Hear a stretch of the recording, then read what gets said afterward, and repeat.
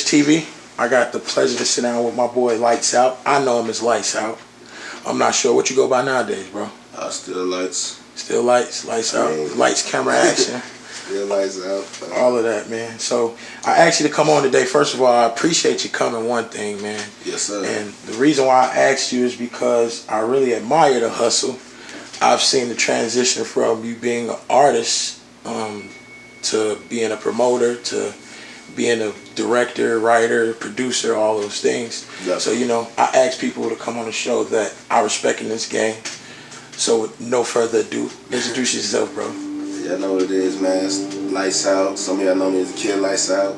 If you knew, you know what I'm saying, you got into me, then you probably heard people call me Out of Town Lights, because I be out of town, like, more than I be in town, and I be looking like I'm on tour like a rapper, you feel me? I'm a cameraman looking like I'm on tour like a rapper. So, alright, so let's just get right into it. You got a company, it's called We Got Next Films. Or We Next Up. Yes, sir. We Next Up Films, I apologize. That's all good. Tell me about it, man. Where did that start? Honestly, like, when I started the company, it wasn't actually to shoot nobody's video. What it was tax time. I remember I was working at Metro PCS, and I had reached out to my man, you know, taxes just dropped. I'm like, man, what's the ticket on the videos? And he like, 500. So I'm like, all right, I got a couple bands from taxes, but then my mentor, I needed 4 videos, so I'm like, that's $2,000. So I'm like, at $2,000, I can buy my own camera. You know what I'm saying? I think that's everybody's mindset. It's like, I can just buy my own. Then you get the camera and you realize, like, wait a minute, you gotta learn how to edit. You gotta learn how to work this motherfucker next, dog. So I was playing with the camera. I started learning it. You know what I'm saying? Then my homie Juliana Kennedy, had reached out. Was like, I need a video. Right. I'm like, all right, bro. You know I don't know how to use it, but we'll shoot it. You know what I'm saying? Yeah. So if you go on my YouTube channel, We Next Up Films, and go all the way down to the first video, you'll see Juliana Kennedy Make It Rain. I think it's called Make It Rain, or no, Rainstorm. That's what it's called Rainstorm. First video I ever shot. Y'all, like, videographers, y'all know, y'all to see it. The frame rates was wrong, right? Everything, like, but from there to now, it's like, I love what I'm doing now. I get paid to travel with it, so it was definitely an investment. That's dope. Did you get discouraged at the beginning? Nah, like, cause I never went into it with the mindset of actually want to be a shooter. Like, got it was just like, I got a camera it was really for myself. It was always for me, just my own personal videos. But then I started shooting, and I started, like, I like this, you know what I'm saying? Yeah. And I ain't gonna lie, like, just picking up a camera, I didn't work with 50. I did work for T.I., Gucci, like, Megan. So I'm meeting people just with a camera. Like, having a camera can get you in a lot of doors. And that's what I'm seeing as I witness you move around with this camera. I'm seeing you with everybody now, especially down in Atlanta. How long you been going to Atlanta? What was the first trip? Like, was the first trip to follow somebody at first, and then you made the connections? How did that work? Actually, like, my first trip to Atlanta was when I was on my artist. We was down there for the SCMC Music Conference. Went down there, and it was like, that was just like my first taste of Atlanta. It was like, I went down there, did a showcase, performed for some labels. That's when I was on my artist stuff. But like, the second run was recently, like, when I had the camera, and it was like, I went down there, did some work with my homie Big Sam from the Eastside Boys. Big shout out. Big shout out. I was down there just shooting. Like, I seen how Atlanta moved. So like, I just actually got back like 2 days ago. So I just got back this time, and it was like, I got way more work done. You know what I'm saying? We've been around like celebrities, went to different spots. And I kind of see this time around was like, I know how everybody moving. I know what I need to do when I come back to Chicago. I know what I need to grab. So when I go back, it's like, now I'm prepared for the grind out there. So are you going back to shoot videos? You going back to put your imprint on the soil? Are you going back to find a deal? What's the point of you going back and forth to Atlanta? Well, I got, like, each time I go to Atlanta, I'm usually down there with some artists from here. Like, last time, we was down there with the Trap Girls. Well, Keisha from the Trap Girls. I had invited her out, let her see, like, you know what I'm saying, what Atlanta had to bring. Rick Gilla was down there, you know, that's her family, so she was with Rick Gilla most of the time. But like, I showed, like, she came around some of my people. So then this time around, I was down there with my boy T Wavy and Sammy Sosa and my boy Zoto, and we were just jugging through the city, man. So it's about it sounds like it's a big networking tour. Oh yeah. To expand. See, the thing with Atlanta is, you could be like, I was in Decatur, and we was with like Bigger Rankin, That's my man. Collision from QC, Nicky Natural, and just other celebrities. So we in that spot. It's nothing but celebrities. I leave there. I go to Edgewood. You know what I'm saying? You know, if anybody know about Edgewood? That's 21, YFN, Lucci, all them over there. So it's like the thing with Atlanta is you can leave one part of Atlanta and just run into people in a different part. So each part you're gonna run into somebody versus like Chicago. If I'm in Chicago and I leave the south side, go to the east side, go to the west side, I just roll through Chicago. That's it. Probably not gonna meet nobody, probably not gonna see nobody but Block Boys and you know what I'm saying, stuff like that. But in Atlanta, like you can go to Walmart and run into like Future. You know what I'm saying? Is that lit? So from artist to cameraman, I feel like I know which one you enjoy more, but which one you enjoy more? I think it's like, because I'm sure you're still an artist, bro. I'm sure you still be writing shit down and catching vibes. I mean, honestly, like when you pick up the camera, you kind of realize like the artist side is more expensive. Like to be an artist, like it costs way more. It's way cheaper for me to be a cameraman because the artist got to pay for the studio time. He got to pay for the videos. He got to pay for the promo runs. He got to pay for everything. You know what I'm saying? I'm part of that everything. So it's like if I'm on the cameraman side, I become part of everything that you got to pay for. So I agree. You know, I'm for the money. Up front. Up front paper. You feel me? Hell yeah, I feel you 100%. Do you miss being an artist though? Like the studio side of it? Nah, cause I mean I got a studio in the crib, so it's like I still record and I still perform. Like we my team own Club Place, so it's like we own the club. So anytime I want to rap, I got a spot to rap at. Right. You know what I'm saying? So it's not that. I feel like where I'm at in my career and the plugs that I have, I feel like I'm more beneficial helping an artist than versus trying to be an artist. Like if I was to actually jump under the management, I got enough plugs to probably help somebody get in a better position. I agree. You know what I'm saying? So honestly, I ain't gonna say the management side. Like I tell artists, like because a lot of people want me to manage them, but I can't dedicate 100%. I feel like if you get a manager and he can't dedicate 100% to you, then that's not the person for you. I agree. But if you need consultation and you need some ideas and you want to throw around some ideas, what should I do? I feel like I'm knowledgeable that we can have that conversation. I'll give you my input. Now, whatever you do is on you, but I'll tell you what I think. That's dope. What you mentioned the team. Who's the team? How long you been with the team? Because like I said, I remember you doing the artistry, but even when you was an artist, you was doing promotion. Well, I've been with Go Boys. You know, that's the squad. Renegade. You know what I'm saying? If you're in Chicago or you like Indiana, you probably know who Renegade is. Go Boys NT. Zoto, shout out to Renegade.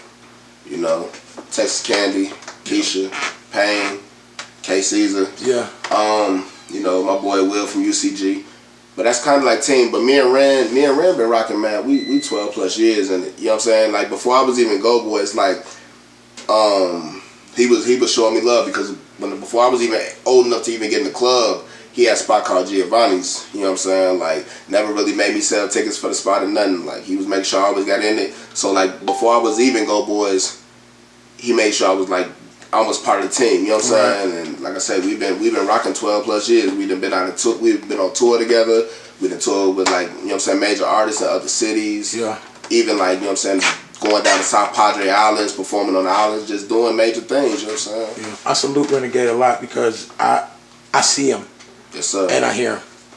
You know what I'm saying? I go out places, I see Renegade, I get in the car, I hear him. He's very active on the internet. Shout out to Ren, bro. Keep on working, my nigga. Definitely. For sure. What's your goals in this industry, bro?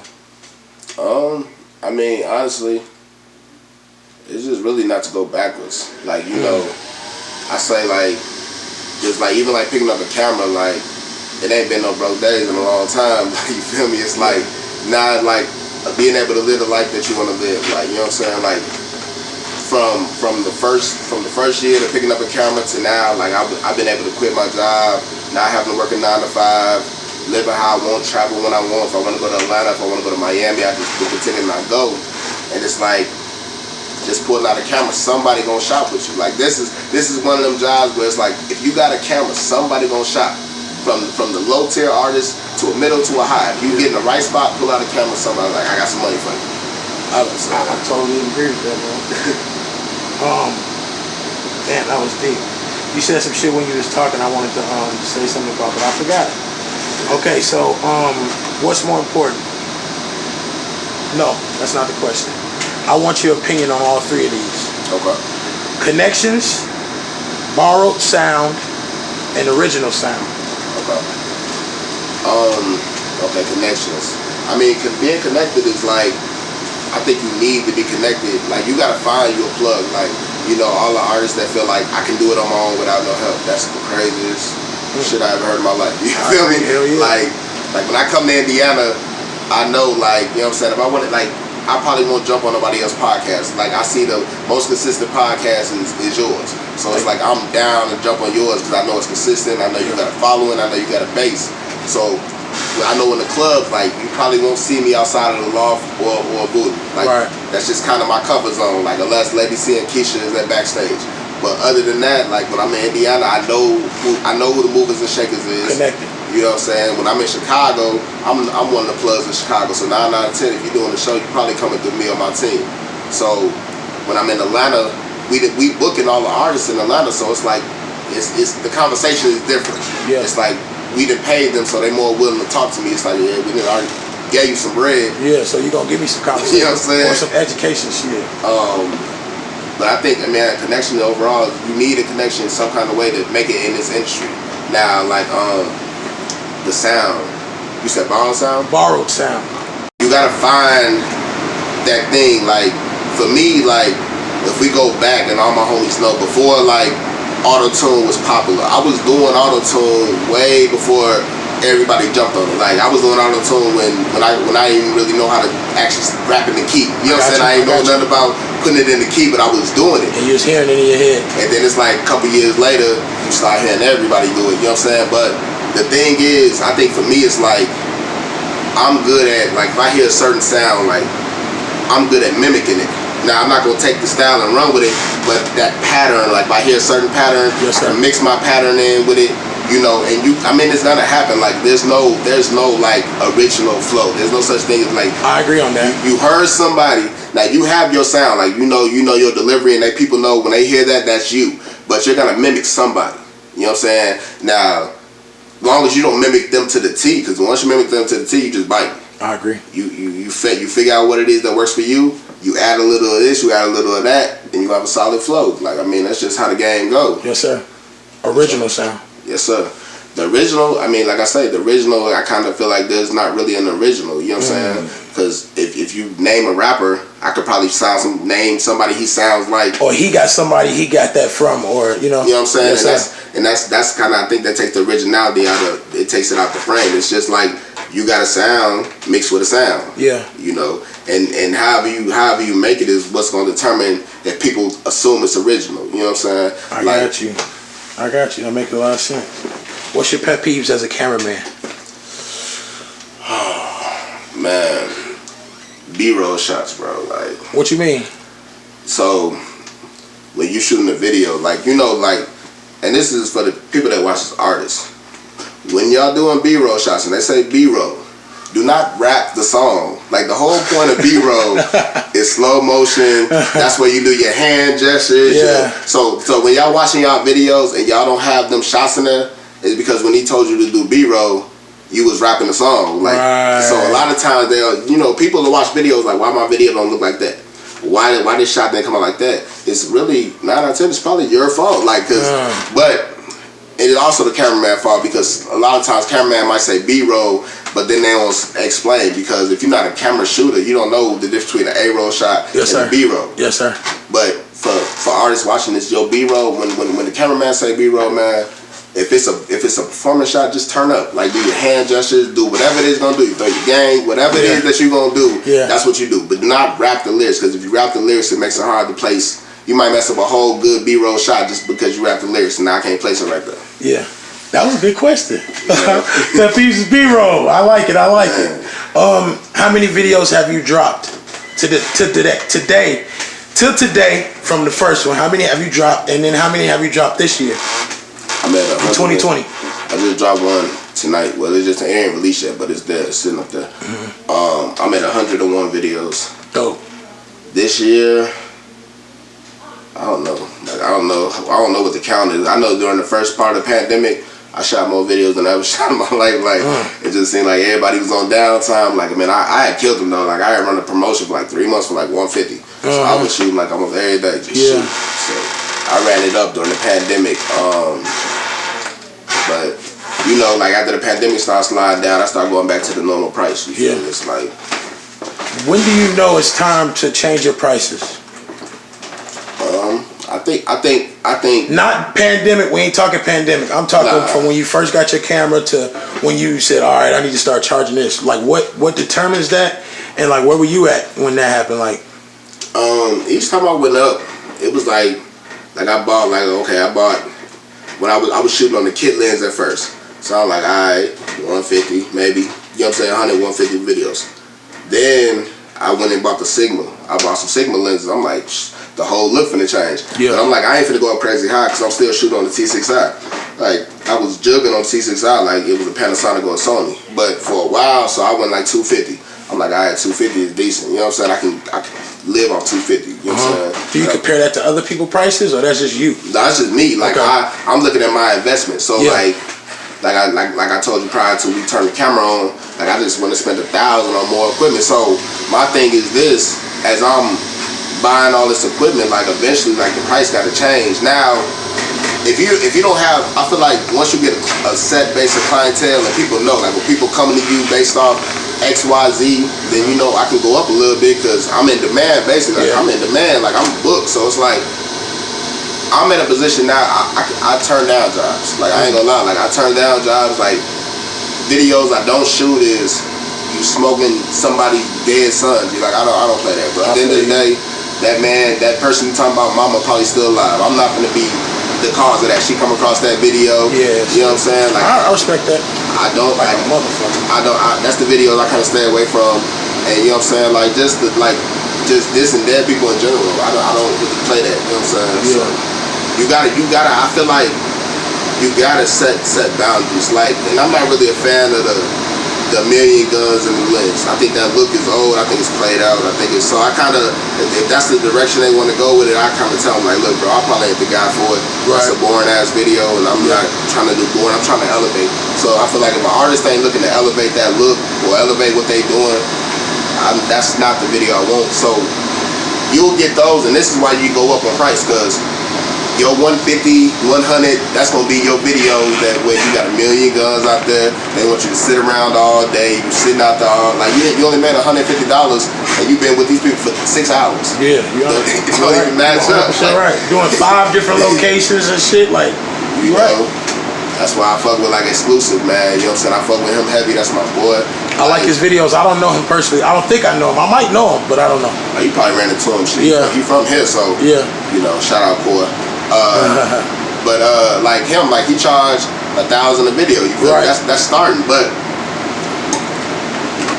with him, he bringing out that shit. Like you getting the best of the best on the lights. You getting everything. So it's like your investment. Like as I say, for me, it's like I just made an investment. I'm probably gonna be going up soon. Like I'm bringing more to the table. The more you bring to the table, the higher the cost. And if they don't want to pay it, it's cool. Like somebody gonna pay it. There's a million people in the world. Like, and I think honestly, like as a new cameraman, that's what people get discouraged at. Cause you know, like when you first start, you like, I want 100 a video, and it's gonna be that person that's like, but you ain't got no videos like that. Bro, let me give you 50. It's like, damn, bro, 50. Right. You can't even give me 100. Like, but then you on a mission to better yourself as a cameraman as well. So you damn that.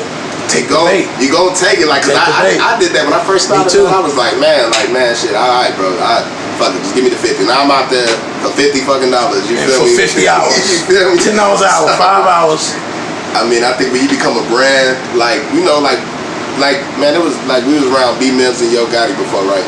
And Yo Gotti was like, man, he say, man, you gotta get to the point in your career where, like, when I first started, you was paying for that Yo Gotti feature. You know what I'm saying? He say now, Yo Gotti, you want Yo Gotti on a song, you paying for that name. You paying for more than just a name and more than just a feature now. The brand, you praying for traffic like a motherfucker. You praying for a lot now. So he say, man, so I take that same approach. It's like, shit, I feel like We Next Up Films is starting to get to the point where it's not even really the work no more. It's like you gonna pay for the name, like, like, you know what I'm saying? That We Next Up Film stamp is becoming one of them like household stamps. Yes, sir. At least in the city. You feel yes, me? Sir. Like I ain't finna be talking crazy. Like I ain't global with this shit yet. But you did it in the city. Yes, sir. I'm working my way there though. Let me ask you. So I think I just found it. God damn! I just had it. Do it again. Man. Fuck it. Let me go to my next question. Yes, sir. You're a director, a producer, and a writer. What do you mean by that? Are you talking about with film, period, or are you talking about producer as in music, everything else? Nah, I mean, I really been writing scripts. Like I'm honestly, I'm probably gonna fade off the music videos because I'm really grooming. Like I'm really finna find a couple dope young dudes. I'm about to groom them and you know, show them how to really have that We Next Up Films look. And basically what I want to do is I want to show them how to do the edit. I want to show them how to color grade. Show them the basics. So when people hit me, I could be like, all right, I got so and so gonna come do the job. Cause it's like with Will Gates, right? Okay. So when you book Will Gates, if you don't pay that Will Gates price, he not coming. You still getting the Open World Films video. You're just not getting Will Gates. 100%. You know what I'm saying? But you still getting a dope shooter. It's just not gonna be. And that's kind of how I want to be because I want to venture off into the films because like Netflix is paying a bag right now for some content. So it's like I need to find like maybe 3 or 4 solid camera people that I can rely on. You know what I'm saying? So if you're watching this, you know what I'm saying, you can text me at 708-368-3056. You know what I'm saying? Let me check you out. But I'm really looking to groom and build that so I can venture off to video like film. That's really what I'm trying to do, like write, produce film. Yeah. And I got my partner Alan, you know what I'm saying, A-Vision Films. That's his company. Like we finna do a lot of collabs. We working on the show now.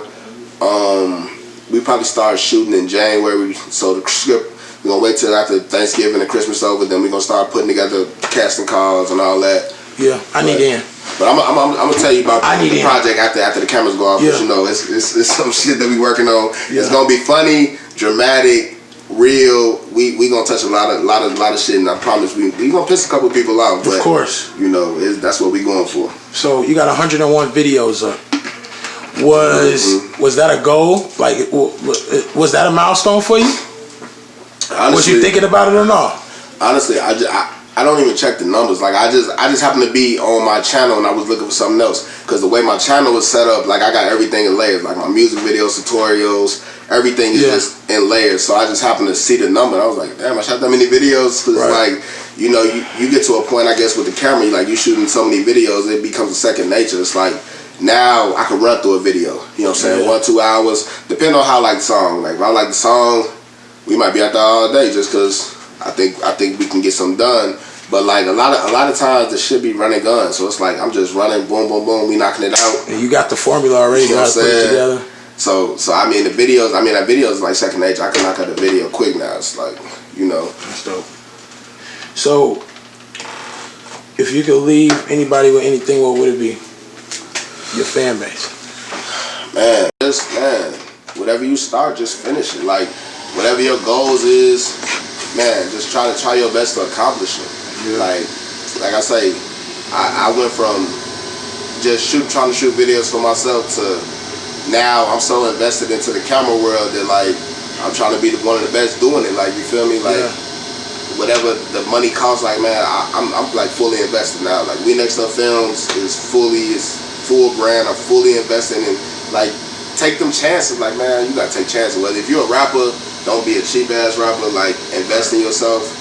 Like don't wait for the handouts because I think that a lot of times in this day and age, I mean you know like we've been through the grind of the fucking selling tickets, the fucking 1 million open mics, and I think now the way the industry is set up, like a lot of these young artists don't have to go through that. You know what I'm saying? It's like I can latch onto a scope, or I can latch onto a lights out, and I got the plugs. You feel me? Versus the groundwork. Like put the groundwork in so you can respect it later. Like you know what I'm saying. So when people know you, they know. When you see like people go to the club and they get in the club free, they ain't standing in line. It's cause them people knew like man, them dudes and them girls, then went through that grind. You feel me? So you gotta just, I mean, like I say, stick to whatever your goal is. Stick to that shit and accomplish it. Man, I swear to God, this is a dope ass interview. And let me tell you one thing that sticks out to me. Out of most of the people I've interviewed, none of them say my career. None of them. I ain't even gonna fault them for it. You know what I'm saying? Because a lot of people don't. A lot of people just doing it. They want a career in it, but it's not even strong enough that they don't do it strong enough to where that they feel like they can call it a career. You understand what I'm saying, though? Yes, sir. Because a lot of these artists, this is a part of the career that they want.